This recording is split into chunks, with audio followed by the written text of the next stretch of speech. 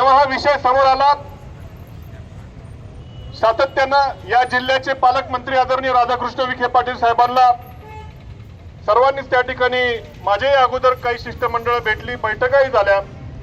इथं मी आमदार निवडून आल्यानंतर इथं जी सभा झाली त्यात देखील पालकमंत्री महोदयाने देखील ही इच्छा व्यक्त केली की हा रेल्वे मार्ग काही व्यवहार्य नाही, याची काही आवश्यकता नाही. आणि स्वतः माझ्या बरोबर पालकमंत्री मागच्या मंगळवारी, मला वाटतं 1 आठवड्यापूर्वी, मुख्यमंत्र्यांकडे माझ्याकरता 2दा आम्ही त्या ठिकाणी मुख्यमंत्र्यांना भेटलो. माझ्या बरोबर नेवाशाचे आमदार देखील होते. आम्ही दोघं पालकमंत्र्यांबरोबर ती मुख्यमंत्र्यांना भेटून हे त्यांच्या कानावर 1दा नाही, 2दा नाही, 3दा हा विषय मी स्वतः मुख्यमंत्र्यांच्या कानावरती घातलेला आहे. आम्हाला अजून देखील अपेक्षा आहे की शासन हा विचार करेल, या रेल्वे मार्गाची व्यवहार्यता काय आहे हे पुन्हा तपासून बघेल आणि हा रेल्वे मार्ग रद्द होईल अशी मला अजून देखील अपेक्षा आपल्या शासनाकडनं आहे. पण एका बाजूनं आम्ही फक्त कागद देण्यापेक्षा लोकांची काय भावना आहे ही आज या आंदोलनाच्या माध्यमातून शासकीय अधिकाऱ्यांचे कर्तव्य आहे की तिथपर्यंत आमच्या भावना त्या ठिकाणी आपण पोहोचवा. आज आमच्या माता भगिनी या ठिकाणी येऊन बसलेल्या आहेत. कोणीतरी म्हटलं कमी संख्येने एक जरी आमच्या माता भगिनीला या रस्त्यावरती बसायची वेळ येत असेल तर आमच्यासाठी शर्मेची बाब आहे. या भावना शासनाने आमच्या समजून घ्याव्यात. एखादा जर खरंच मोठा प्रकल्प असला असता, एखादी MIDC असली असती की आमच्या तरुणांना, हजारो तरुणांना जर रोजगार मिळाला असता तर आम्हीच आडवे आलो नसतो आम्ही आडवे आलो. रावडीचं रेल्वे स्टेशन आहे, तोही समजा पर्याय नसेल तर पिंपरी अवघड पर्यंत जवळपास लाईन गेलेली आहे. नवीन कुणाचाही विस्थापन होणार नाही. आज तिथून किती अंतर आहे? तिथून त्या उड्डाणपुला 15 किलोमीटर, इन 15 किलोमीटर. पण रस्ता कॉन्क्रीटचा रस्ता आहे, नॅशनल हायवेच्या दर्जाचा. आवश्यकता काय मग? तिथं एखादं स्टेशन जर राहुरीचं, आमचं तर म्हणणं राहुरीचं चांगलं मोठं करा, नसेल शक्य तिथं एखादं बांधा चांगलं, काय अडचण नाही ना काय. पण एवढे सगळे पर्याय असताना देखील जर हा रेल्वे मार्ग होणार असेल तर मी तुम्हाला खात्री देतो, माझ्या आमदारकीचा कोणी विषय काढला, माझ्या आमदारकीच्या त्यागाने जर रेल्वे रद्द होणार असेल तर 100% त्या ठिकाणी राज्यामध्ये मजा येईल. अरे या शेतकऱ्यांच्या जीवावरती आमच्या पिढ्यानपिढ्या आमदारकी भोगून झाल्यात, काय अडचण नाही काय.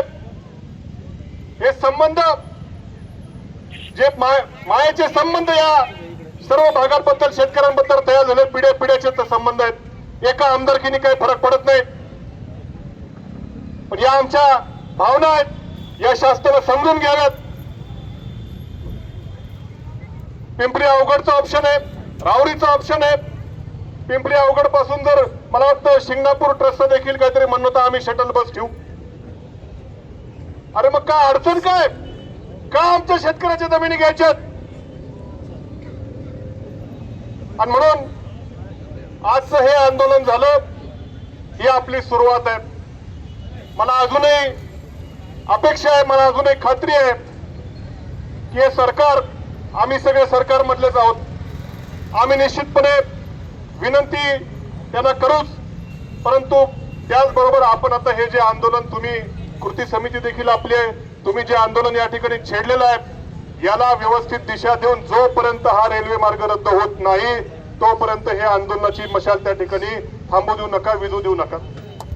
त्यांची काय चर्चा झाली मला माहित नाही, पण मात्र हे आजचं आंदोलन झालं तिथपर्यंत या आंदोलनाचा आपण रिपोर्ट कळवला पाहिजे. आमची पुढची बैठक तिथं आयोजित करून द्या अशी शासन म्हणून तुम्हाला आमची विनंती आहे. नाहीतर पुन्हा एकदा या आंदोलनाची जर दखल अजिबात घेतली नाही, आमचं कमीत कमी जरी कम्युनिकेशन जर झालं नाही तर मात्र पुढच्या वेळेसचा रास्ता रोको हा याच्यापेक्षा मोठा असेल. आणि तुमच्या त्या गाड्या आणल्यात ना, कुठे गेल्यात? दंगल नियंत्रण पथक देखील आहे इथं. शेतकऱ्याची काय दंगल करणार आहेत?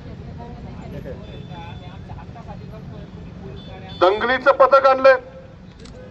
पुढच्या वेळेस अशा 2 दंगलीच्या पथकाची तुम्हाला गरज पडेल जर आमची त्या ठिकाणी कम्युनिकेशन झालं नाही तर. पुढच्या 10 दिवसामध्ये आमची या कृती समितीची प्रत्यक्षात रेल्वे मंत्र्यांबरोबर बैठक लागली पाहिजे.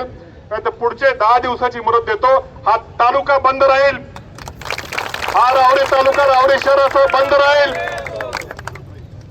बेमुदत बंद राहील.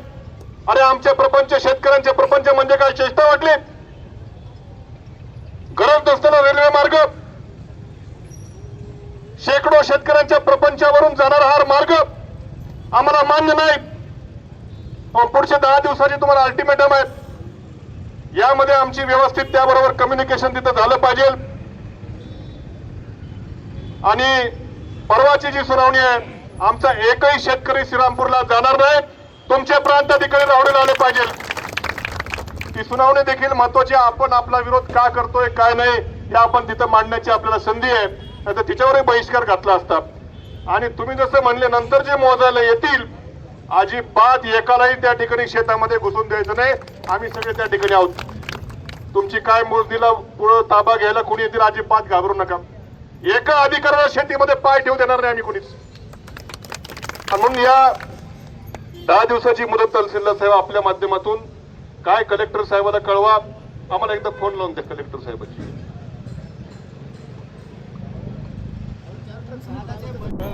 तर मग मात्र जर तुम्ही एक वटलात आणि एका जीवानी उभा राहिलात तर मग कोणाच्या बापाची सुद्धा ताकद नाही की ती रेल्वे इथून जाऊ शकते. तुम्ही